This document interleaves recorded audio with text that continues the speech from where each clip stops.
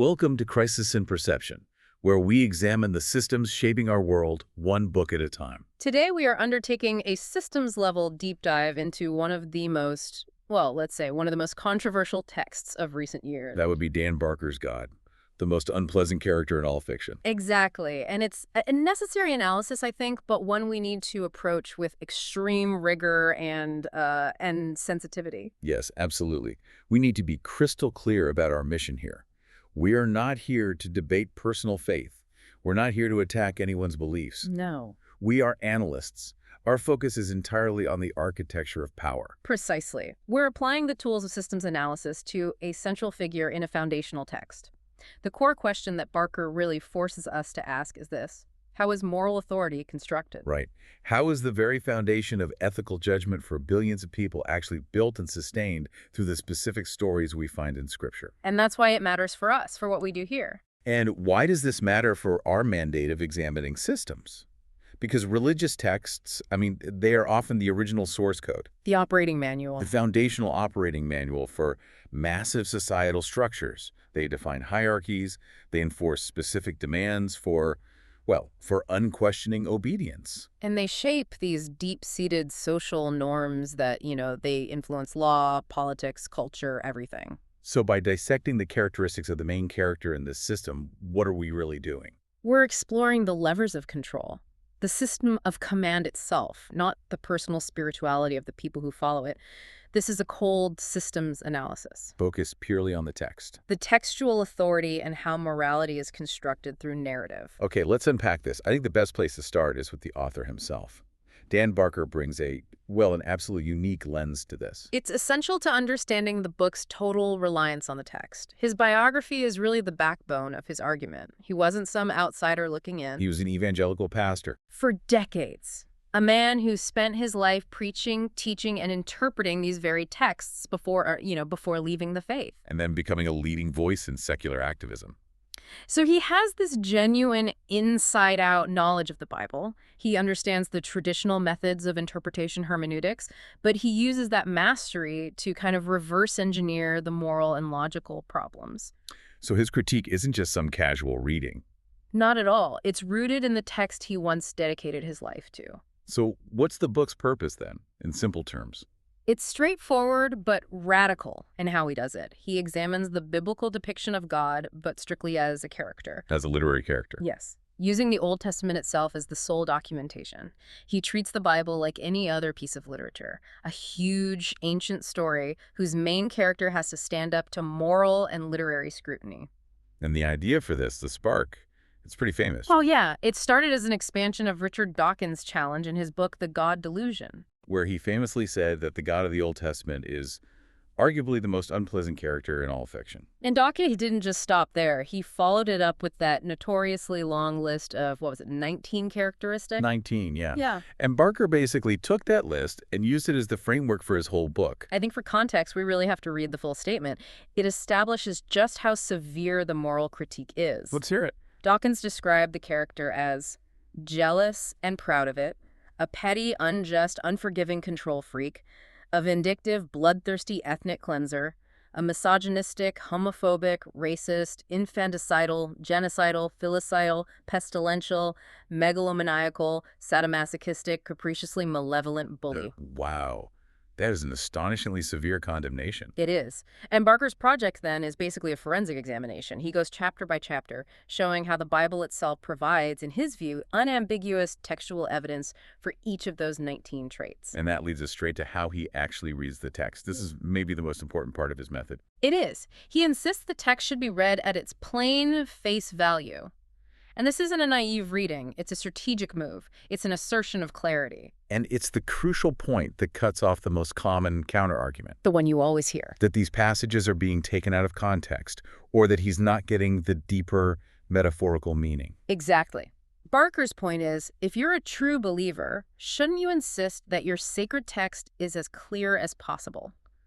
If this text is meant to be God's ultimate moral law for all of humanity, it has to be able to communicate directly. Without needing constant rescue by saying it's all an allegory. Right. So if the text explicitly commands genocide or, the the murder of infants. You shouldn't immediately have to jump to, oh, that just means we need to weed out sin in our hearts. Correct. Because appealing to metaphor only when the literal meaning is morally uncomfortable, that just undermines the whole text's ability to mean anything clearly.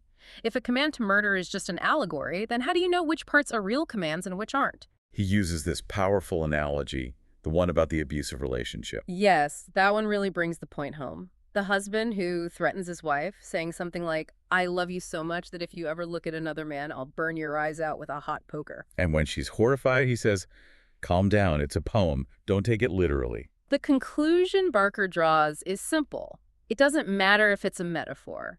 Anyone who communicates with that kind of violent, controlling, and just crude language is either dangerous or psychologically unstable. And if we accept that for fictional villains, characters like Sauron or Voldemort, Then we have to apply the same criticism to the character of God in Scripture, especially when that character's actions include destroying entire civilizations and demanding endless praise for it. that sets the stage perfectly for the core ideas.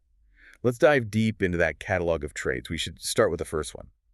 Jealous and control freak. And according to the book, this isn't just one trait among many. No, it's foundational. It's the foundational theme of the entire Old Testament system. It defines the whole relationship as one of relentless possessive demand. Barker says you could almost summarize the Old Testament as just a story about jealousy. And he points out that the first two commandments aren't moral principles like don't steal. Not at all. They're purely dictatorial. No other gods before me, no graven images. It's all about demanding absolute, exclusive devotion. What's fascinating is the psychology of this jealousy that the book describes. It's often framed as stemming from insecurity, a need for validation. Completely. Israel is repeatedly characterized as a chosen lover or a wife who has gone whoring after other gods. You see it all over the text that suggests a deity that's threatened by competition, whose self-worth is totally tied to the devotion of this chosen lover. It's possessiveness masking deep insecurity. And that possessiveness then escalates into this really startling petty control freakism. And this is where the systems analysis really kicks in. The obsession with tiny, insignificant details over, actual, actionable ethical guidance. The classic example he gives is the death penalty for picking up sticks on the Sabbath. Right, from the book of Numbers. A man gathered some wood on the day you're not supposed to, and God commands Moses to have the entire community stone him to death for it. Just think about the systemic message of that story. It wasn't theft, it wasn't violence or fraud. It was a trivial infraction, a minor slip-up on an arbitrary ritual law, and the consequence was public execution, mandated by the deity himself. Right. To enforce deference, to enforce obedience to ritual purity, no matter how small. The punishment is just wildly disproportionate to the crime. And the contrast he draws is astonishing. He points to the level of meticulous detail applied to ritual objects. Oh yeah, you get 6 entire chapters in Exodus chapters 25 through 30, just dedicated to the minutia of the tabernacle, the portable tent. 10 verses just on a candlestick. 13 verses on some fancy draperies. It's a staggering amount of textual real estate spent on opulence and ritual design. And that raises the obvious question, which is central to Barker's critique. Why would a deity dedicate 6 chapters to tent construction and priestly clothes, yet fail to provide a single, explicit, unambiguous verse condemning the sexual abuse of children? If this text is the ultimate source of moral law, where are the clear instructions on human dignity? Exactly. Instead, what you find are these detailed, arbitrary rules about not blending clothing fibers or how to trim your beard or not eating an animal that died of natural causes. And even, dictating procedures for a soldier who has a nocturnal emission before a battle. Yes, these are not deep moral tenets. They're the rules of a meticulous, nagging helicopter parent. The preoccupation is overwhelmingly on rituals designed to flatter his own vanity and maintain some arbitrary standard of purity. It's not about providing actionable, universal ethical guidance. Not in the slightest. So once the system establishes that level of petty, arbitrary control, the next step is how it's enforced. And that's where justice gets truly terrifying. Let's move to trait 2, unjust and unforgiving. The injustice here isn't just about disproportionate punishment. It's about punishing the innocent for what others did. The foundational problem here is the concept of generational punishment. Exodus 20.5. It explicitly states that God is punishing children for the iniquity of parents to the 3rd and the 4th generation of those who reject me. So it's a structural mechanism for inherited inescapable guilt. Due process is completely irrelevant. In this system, children can be born guilty. They have to pay for the sins of their great-grandparents. Oh, hold on. Doesn't the Bible try to walk that back later? I feel like I've read passages that emphasize individual responsibility. You're right, it does. And that contradiction is itself a really powerful insight into the system. Later in Deuteronomy, it says, "The fathers shall not be put to death for the children. Every man shall be put to death for his own sin." So there's a direct contradiction. Why does Barker still argue the system is fundamentally unjust if it has that later correction? Because the initial decree, that primary law of generational punishment, is never really revoked, and the characters' actions throughout the text repeatedly validate the inherited guilt model. So the contradiction shows a moral system that's maybe developing, or at least in conflict with itself. But the earlier, harsher, more terrifying rule still holds enormous power in maintaining a culture of fear. And then there's the extreme punishment for even minimal transgressions. The massacre at Beth Shemesh is a chilling example of this system of terror. Absolutely. The Ark of the Covenant, the symbol of divine power, is returned after being captured. And the text says God slaughtered over 50,000 Israelites. Some translations say 70 men. Right, but the Septuagint and just the sheer scale of the terror described supports the larger number that Barker cites. And why were they killed? Because they looked into the box. They just looked into the sacred box. 50,000 deaths for curiosity. Maybe it was an accident. It's not justice, it's intimidation. It's designed to make sure the common people are terrified of even getting close to the symbols of power. The message is clear. Proximity to power can mean death. And that brings us to the unforgiving part. It's not just an occasional lapse. It's often stated as an explicit characteristic of the deity. In Joshua. Joshua 24:15, he is a holy God. He is a jealous God. He will not forgive your transgressions nor your sins. And then in 2 Kings, it talks about the sins of Manasseh. And it explicitly says, For the Lord would not pardon. the emphasis is on a conscious, deliberate refusal to forgive. It's an assertion of perpetual punishment for sins long past, and it maintains that threat of ongoing wrath. It creates a strange asymmetry, too. The text claims blessings multiply for 1,000 generations if you obey, but the punishment for hating or rejecting him only goes on for 3 or 4 generations. Which still seems morally atrocious when you're talking about innocent descendants. It is. Okay, let's turn to what is maybe the most devastating section. Trait 3, genocidal, infanticidal, and bloodthirsty. This is where the critique moves from arbitrary rules to state-sanctioned, divinely commanded mass violence. And the goal of this violence was explicit. It wasn't just about conquest. No, it was utter destruction, ethnic cleansing. The command was to wipe out any existing nation in the Promised Land that could potentially tempt the Israelites to worship other gods. So the systemic purpose was to ensure the racial purity of the treasured possession, as Deuteronomy puts it. The language is just unambiguous. You shall utterly destroy them, you shall make no covenant with them, and show no mercy to them. This isn't war for resources. This is ideological annihilation. And Barker uses the story of King Saul as the ultimate test case for what this system truly values. It's the perfect example. Saul is commanded to destroy the Amalekites. This genocide is supposed to include every man, woman, child, and infant. And yet Saul loses his kingdom. He's condemned as evil, but not for committing genocide. No, for failing to complete the genocide perfectly. He spared the best of the livestock. He spared the best animals, intending to sacrifice them to God. And the prophet Samuel declares Saul evil because he disobeyed the order for total destruction. That is a crucial systems insight. Obedience to the genocidal command is more important than any kind of mercy. In this framework, evil is purely functional. It just means you failed to comply with the warlord's demand for total destruction. And that structural definition of evil just disobedience, regardless of the act itself, is profoundly effective at externalizing all morality. It is. And the detailed instructions for these massacres are horrific, especially when it comes to war booty and sexual violence. The Midianite campaign. Right. The command was to kill every male and every woman who had slept with a man, but to save Young girls who have not known a man by sleeping with him. and keep them for themselves. The implication is crystal clear. The system authorized taking sexual slaves as property. The non-virgin women are disposable, but the virgins are saved for the conquering army. It just reinforces women's status as chattel. And infanticide isn't just allowed. In some places, it's actually celebrated. Psalm 137, the famous curse against Babylon. Happy shall he be that taketh and dasheth thy little ones against the stones. Happy, blessed. It's a liturgical instruction for believers to find joy in the torture and murder of the infants of their enemies. The psychological cruelty required to frame the murder of babies as a source of happiness.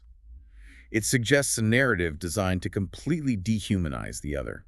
And this is reinforced by passages threatening the most extreme punishments, like parents eating their own children during a siege as a consequence of divine wrath. The character repeatedly threatens and enacts the destruction of the most innocent and vulnerable to enforce compliance. Let's transition to trait 4, misogynistic and racist. This gets into how the text define hierarchy and exclusion, starting with patriarchy. The foundation of patriarchy is traced directly back to the Garden of Eden. Eve's transgression in the text leads directly to the curse that defines women's submission. The man shall rule over you. So it establishes a textual basis for women's inequality, and it defines their lower status as their own fault from original sin. And that structure rapidly translates into women being treated as property in the legal system of the text. They're literally listed among possessions in the Ten Commandments. Alongside oxen and donkeys. A daughter is the property of her father, to be sold as a slave, and then there's the infamous rape law in Deuteronomy. Right. If a man rapes an unbetrothed woman, he's forced to marry her after paying her father a fee. A fee of 50 shekels. Yeah. And the rule mandates the victim must marry her attacker, and he can never divorce her. The interpretation is inescapable. The woman is damaged property. The transaction is between the rapist and the owner, the father. It's the you broke it, you buy it mentality. Applied to human beings. And what's more, the text authorizes sexual assault as a divine punishment for female disobedience. Isaiah describes God threatening to expose the private parts of women who are deemed too proud or dress too well. It validates the idea that female insubordination warrants public sexual humiliation. Now, for the racism aspect, the whole narrative is built on God choosing one people as his treasured possession and commanding the systematic exclusion and destruction of all others. It's an explicit instruction to maintain ethnic purity and prevent miscegenation. And the most dramatic textual evidence for this purity code is the murder of Zimri and Cosby. Right. In the book of Numbers, Zimri, an Israelite, brings Cosby, a Midianite woman, into the camp, and the priest, Phinehas, sees this, takes a spear, and kills them both while they're together. And how is this act rewarded by the divine character? Phinehas gets a covenant of perpetual priesthood. The text says this was because he was zealous against the mixing of races, which turned God's wrath away from the Israelites. So the narrative validates racial prejudice. It establishes purity and separation as core divine virtues. Exactly. Okay, we've laid out a detailed catalog of behaviors: petty control, injustice, genocide, oppression. Now we need to understand the mechanics. How does this function as a system of externalized moral responsibility? The system operates by demanding that your moral compass be entirely relinquished. It has to be handed over to the divine command. You have the actors, the sacred text, the source of law, the clergy, the interpreters, and the believers, the populace, who must obey. And the power dynamic hinges on redefining evil. Wickedness becomes a synonym for worshiping another god or disobeying a ritual, not for causing actual moral harm. So murder, if it's commanded by God, isn't evil, it's righteous. And if the system demands you surrender your own judgment, lean not unto thine own understanding, as Proverbs says, then the system itself can command atrocities and define them as good. The moment you stop trusting your own ethical intuition and swap it for an external command, the system gains total control. And the book of Job serves as the ultimate chilling systemic confession of this. It reveals the machinery behind all the moral claims. The story is just devastating. Job, the blameless and upright man, is destroyed not because he sinned, But because God made a bet with Satan to test Job's loyalty, God allows Job's children to be killed, his wealth destroyed, his health ruined. And the key piece of textual evidence against there being some higher unknowable justice is in one specific, shocking phrase. Yes. When God is talking to Satan after the first wave of destruction, he confesses. He says, he still persists in his integrity, although you incited me against him to destroy him for no reason. For no reason. Yeah. That phrase is structurally devastating. It shatters any claim that this is about some profound cosmic justice. It proves the violence was just to prove a point, to prove power and authority, not to enforce justice. This character is perfectly willing to commit atrocious, unprovoked harm just for personal glory and to win a bet. The source of all morality is explicitly decoupled from justice, fairness, or compassion. And this deity then takes credit for all consequences, good and bad, which solidifies the might makes right principle. Isaiah 45:7. I form the light and create darkness. I make peace and create evil. I, the Lord, do all these things. Whether you translate the Hebrew raw as moral evil or just calamity, the system claims total responsibility. If God does it, it must be right. Power and authority become the only metric for morality. This power imbalance creates the bully mechanism, megalomania plus malevolence. And the required response from people isn't love, it's fear. The plagues of Egypt demonstrate the megalomania perfectly. God explicitly states multiple times that he intentionally hardened Pharaoh's heart. So he manufactured the resistance. Exactly. It wasn't to save Israel efficiently, it was to make sure the show continued, to maximize the spectacular nature of the plagues. The text says the purpose was to show you my power and to make my name resound through all the earth. Human lives, Egyptian and Israelite, were just tokens to display power and get glory through suffering. And the emotional response demanded from believers is explicitly fear, which is often equated with reverence and even pleasure. Psalm 147 says, "The Lord taketh pleasure in them that fear him." So the required response is submission and terror, which is then defined as a form of required delight. Barker and others describe it as a sadomasochistic relationship between the powerful deity and the obedient servant. Even a concept like peace, shalom, is recontextualized. Yes. When a psalm commands, "Be still and know that I am God," the command "be still" isn't a gentle suggestion for meditation.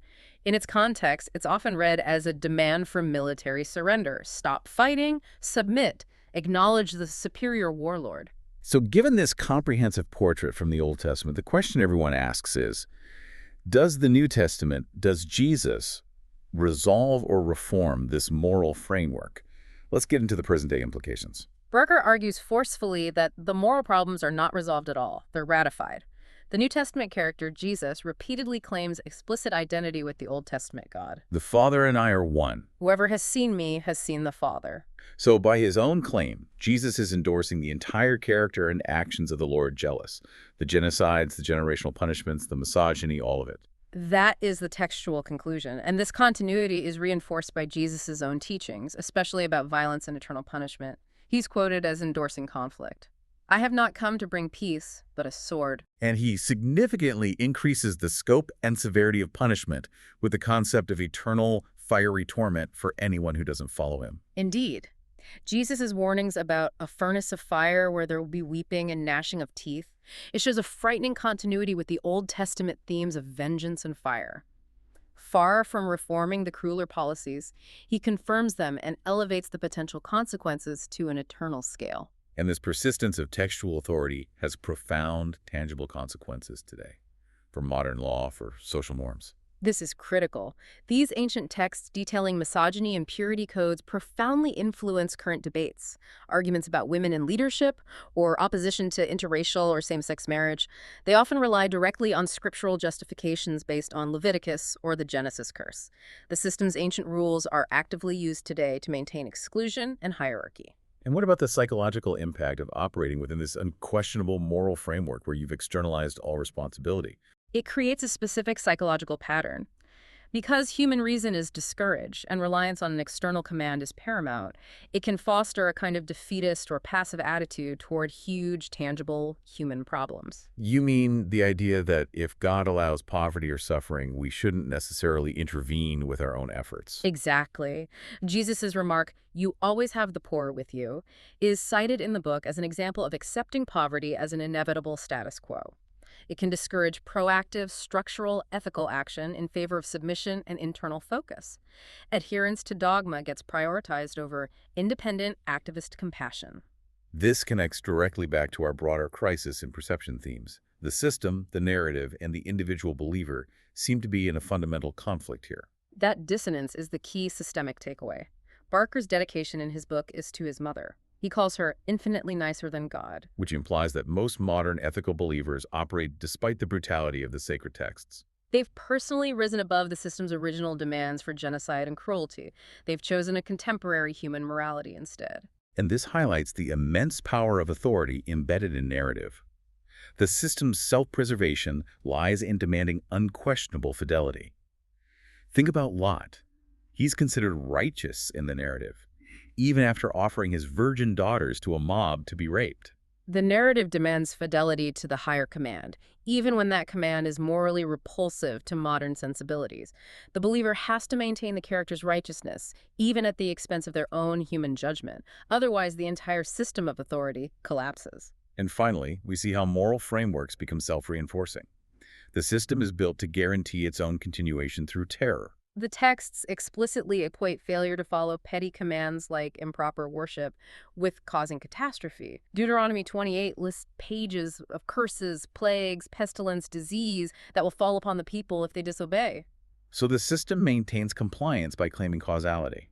If something bad happens, it's not bad luck, it's your fault for stepping out of line. Compliance through terror is the ultimate feedback loop. It guarantees the authority will continue because the alternative is complete destruction, justified by the same source demanding the obedience. So we've completed a detailed textual analysis of Scripture as literature, scrutinizing the character at its center. And what this deep dive reveals is a portrait of power that demands terror, exclusion, and absolute, often capricious, compliance. And we have to reiterate the necessity of applying critical ethical scrutiny to any framework, religious, political, or social, that demands unquestioning obedience and encourages externalizing moral accountability. If the source of your moral code insists on the death penalty for arbitrary infractions or genocide for disagreement, that framework has to be challenged by independent human reason. It must be. Which brings us to a final provocative thought for you to carry forward. It goes back to the problem of moral consistency. We're very comfortable assigning a clear moral standing to fictional characters we consider villains. The big bad wolf, Iago, Sauron. We know they're the bad guys. We do. So what does it fundamentally mean for a society when billions of people base their ethical compass on a character who, by his own textual admission, destroys the blameless and the wicked? For no reason. The challenge posed by the source material forces us to recognize that we have a fundamental moral choice. We can choose independent reason and human kindness, a choice that often places us in opposition to the most brutal commands in these ancient texts. Or we can choose to serve the most unpleasant character in all fiction. This deep dive was based on the book God, the most unpleasant character in all fiction by Dan Barker. If this analysis has compelled you to explore the original arguments, we strongly encourage you to read the book yourself, support the author, or check your local library. For a shorter visual overview of this topic, see the mini explainer linked in the description. If you enjoy systems-level analysis like this, please like, subscribe, and comment with books or topics you'd like us to explore next.